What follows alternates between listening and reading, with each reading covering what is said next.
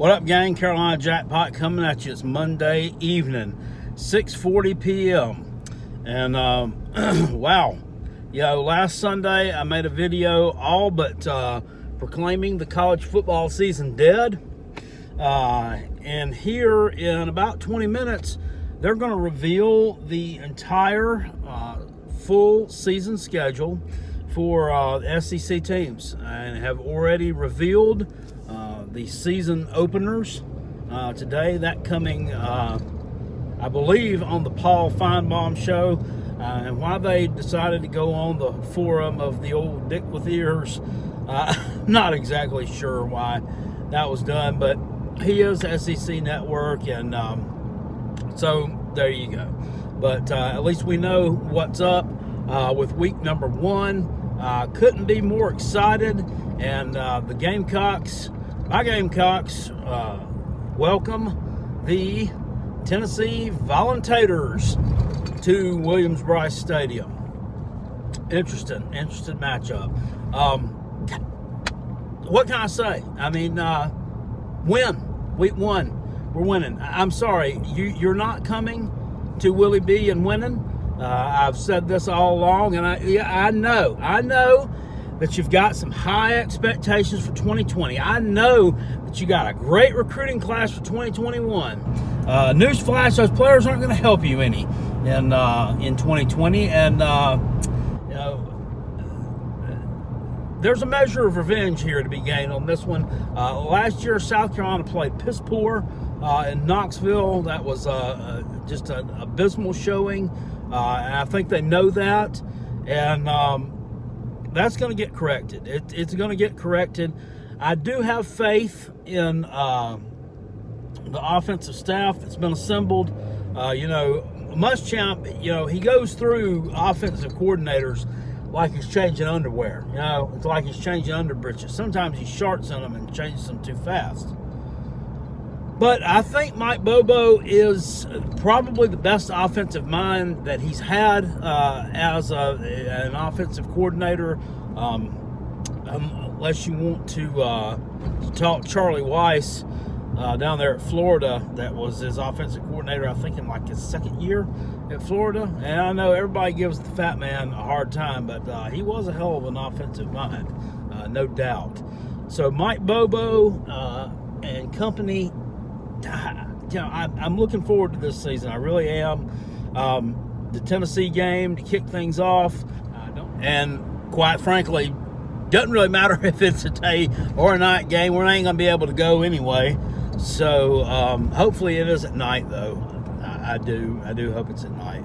I'll be able to sit down and watch that one in its entirety. It's going to be different. This is going to be a different college football season. If you're a college football fan, in some ways, there's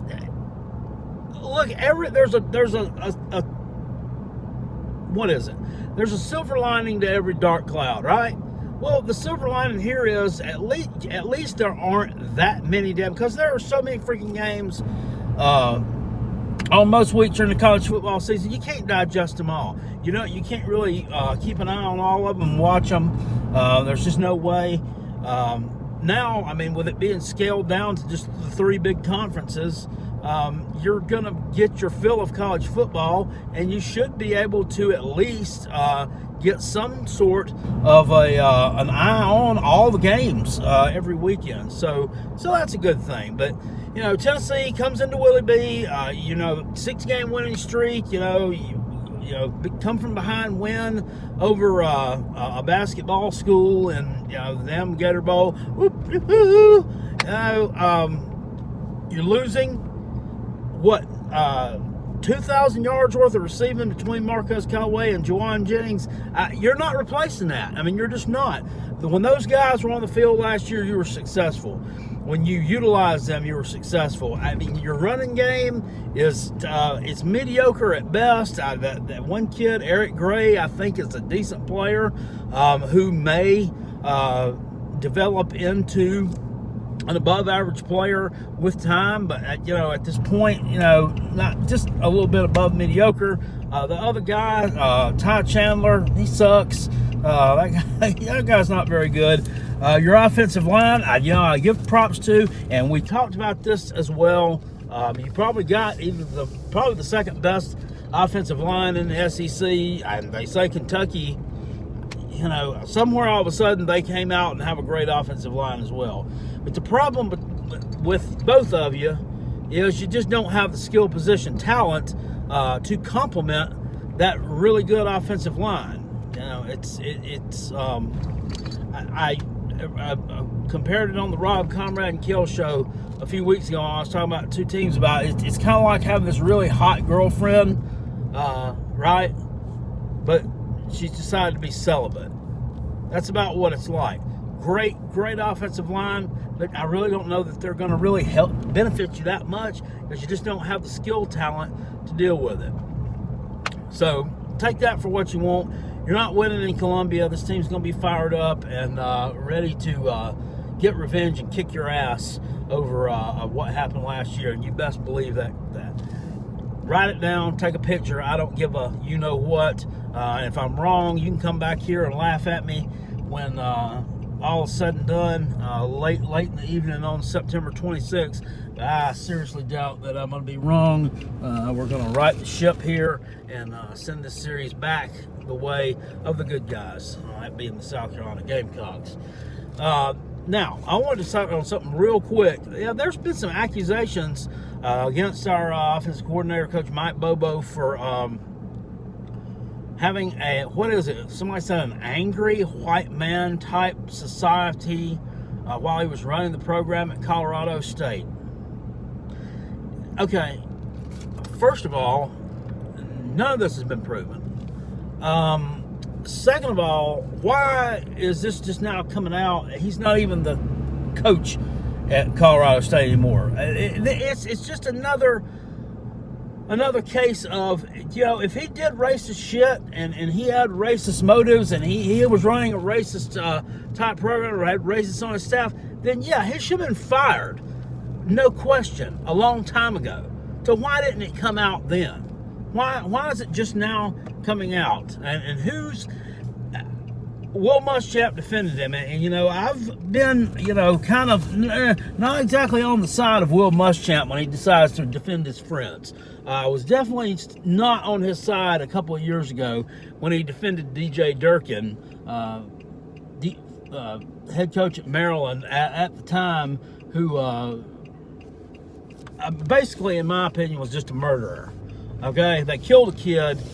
Kid died under his watch, under their training regimen, their practices, and I don't have any use for him. But Muschamp defends him, which I didn't agree with. But I do agree with him defending Mike Bobo. Look, and we talked about this on Rob Conrad and Kell as well. How long was he offensive coordinator / assistant coach at Georgia? For what, like 10, 12 years? I mean, and the majority of that, I think all of that, working under Mark Richt.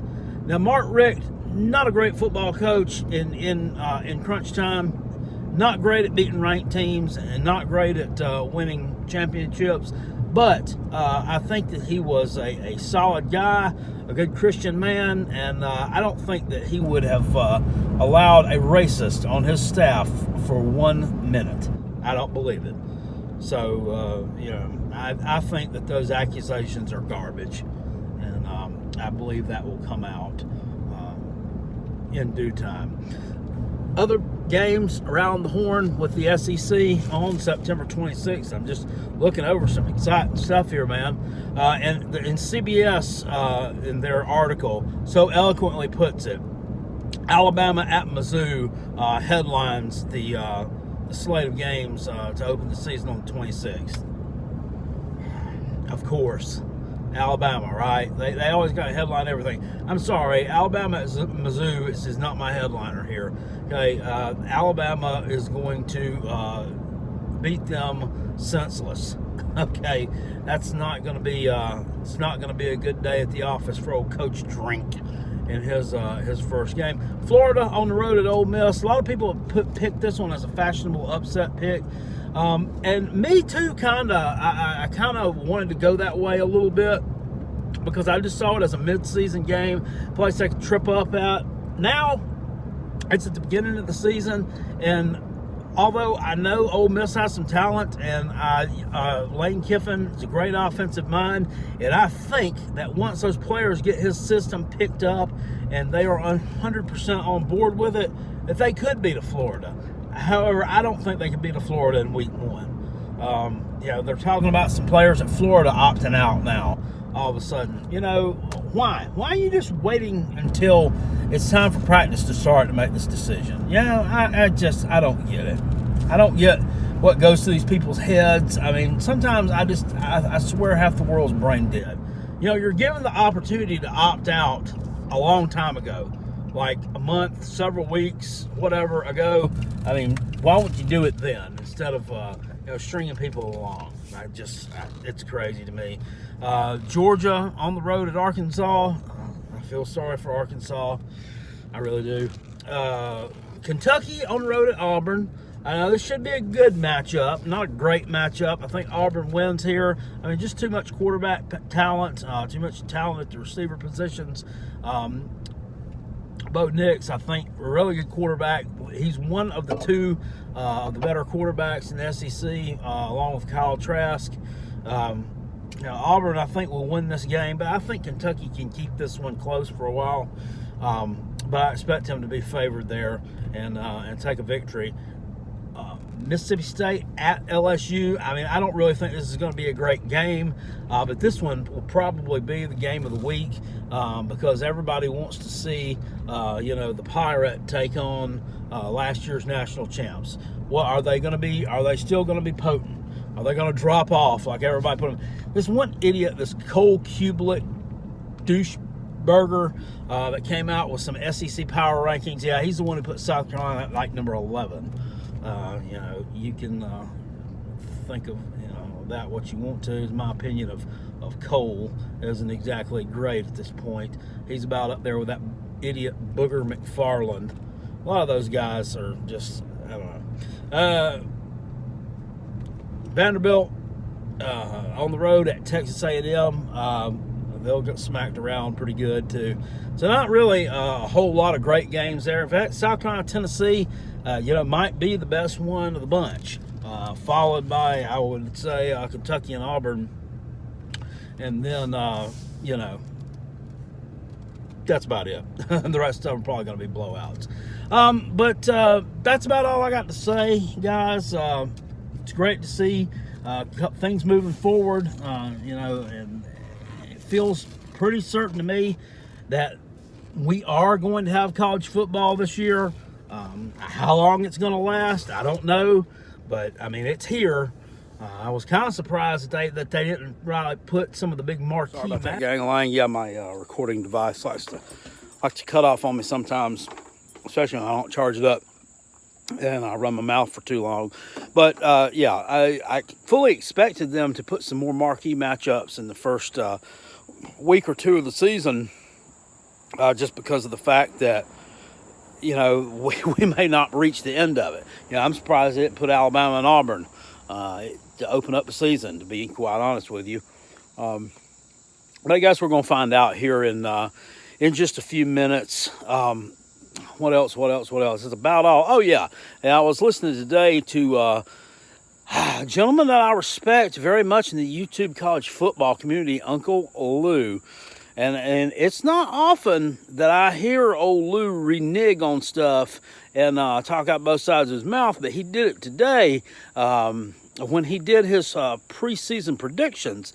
He talked about Tennessee, went over their schedule, and gave them a loss at South Carolina. Now, he never did do the South Carolina preview because, I don't think he did anyway. Really not the point, because none of that was going to...